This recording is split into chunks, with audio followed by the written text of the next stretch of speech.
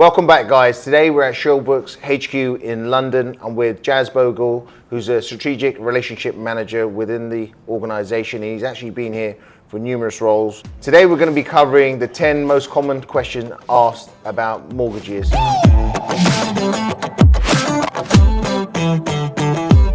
So firstly, Jazz, welcome. Thank you. Thanks. Let's dive straight in. Of course. So how can someone find the best mortgage deal? I mean, to be honest with you, there's so much out there. There's so many different lenders. I guess it just depends on your circumstances as an individual. But I think the best way really is to find a broker, and mortgage brokers will be able to source you the best product out there in the market. So how much should you know about property before looking at purchasing one? I guess the most important thing is kind of maybe speaking to your broker, getting a land registry of the property that you want to buy, because there could be restrictions on the title which could affect kind of saleability, or also just what you can and can't do to a property. So it's really important to understand any restrictions and really get to grips with that sort of thing, really. And what do lenders look at personal bank statements for? Is there anything that in particular that will stand out? Yeah, I guess it depends. Again, if it's your main residence and it's kind of assessing your affordability, then they're probably likely to look at regular commitments that you have from an outgoing perspective, or any annuitances like overdraft limits, any bounced payments or anything like that perhaps. But I guess if it's a buy-to-let property, they're more interested in how it can be serviced via the rental. So it just depends, really. Okay. And is there something that will probably stand out that will be like a red flag? For example, gambling payments or absolutely. OnlyFans account. Yeah, probably not the best. Probably not the best one, but yeah, that definitely wouldn't be a great idea. Definitely betting and gambling is a bit of a no-go. Again, if you've got bounce payments, it's a bit of a red alert on your bank statements, and if you're heavily in your overdraft, then that's going to be a cause for concern as well. Now, if you were going for a loan, let's just say it was a residential loan, are you better off clearing off other loans and debts before applying for it, or is that something that a lender will take into perspective when looking at granting a mortgage? I think absolutely. Again, like if you link it to the bank statements, if you do have debts outstanding from an affordability perspective, especially if it's your main residence, these are things that are going to impact your affordability and kind of how much you'll be able to kind of leverage or borrow with regards to the mortgage. So if you do have debts that you can pay off for a main residential sort of borrowing, then absolutely I think it's a good idea to do. If it's a buy-to-let property, then probably not so much, again, because it's serviced by the rental. Now, we've seen like payday loans increase over the past decade. Is this something that will have an impact on someone applying for a mortgage, whether it be buy-to-let or residential? Yeah, I think it's one of those ones, like, it is a bit of a red flag, but I guess it's just kind of from an underwriting perspective or a lender perspective, kind of just really understanding the client's circumstances and why they've kind of taken that up. It does generally tend to be a signal of distress from time to time. So sometimes when you've got someone with a payday loan, you're thinking, why have they needed that source of emergency funds? But at the same time, it could be something like, they used it for a funeral or something. So I guess it's just trying to understand the circumstances of the individual on a case-by-case basis. Sure. Now, if someone was applying for a residential or a buy-to-let mortgage, what would actually allow them to actually get the maximum loan from a lender?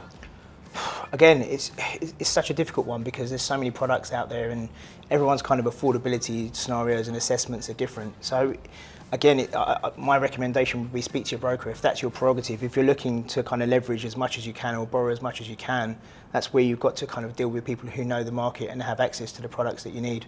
So what's the difference in a lot of these mortgage products out there, and how can an individual determine which one's better for them? Again, it's a great question, and I guess it's probably something that we get asked a lot as well.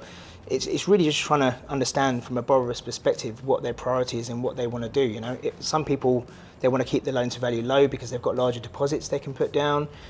Some people may want to raise equity because they want to leverage those funds and buy additional security.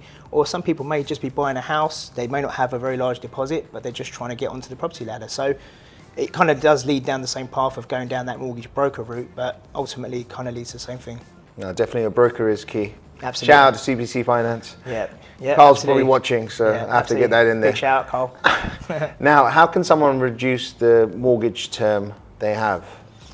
A few different options, really. I mean, obviously, if you've got the ability and you feel it's something that you want to be mortgage free as soon as you can, then there are lenders out there that will allow you to make overpayments. You can make large lump sums. Some have restrictions on the amount that you can pay each year. But you know, I think, I mean, with Shawbrook, for example, it's up to 10% that they can pay extra a year if they want to. So that does help because ultimately you're paying the capital down. Yeah. Now, is it worth someone overpaying on their mortgage?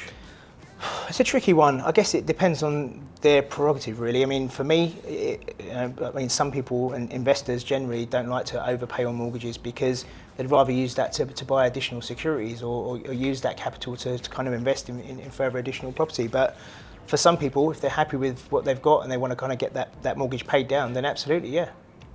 Now, if someone wanted to access money for home improvements, let's just say this could be for a buy-to-let or their own residential home, what's the best way of going for that? I guess the best way, again, and we're going to keep plugging Carl here, so he's probably loving this, but yeah, you have to speak to a broker and find out kind of what loan to value you can get on certain securities. And again, it depends kind of what kind of deposit you've got to put down. If you've got a larger deposit, it means there's more equity available for you to kind of release and use that money to spend on the home improvements that you want to. But again, it just depends on kind of what you've got and what you're looking for, really. Now, thank you so much for that, Jazz. I hope that's been useful.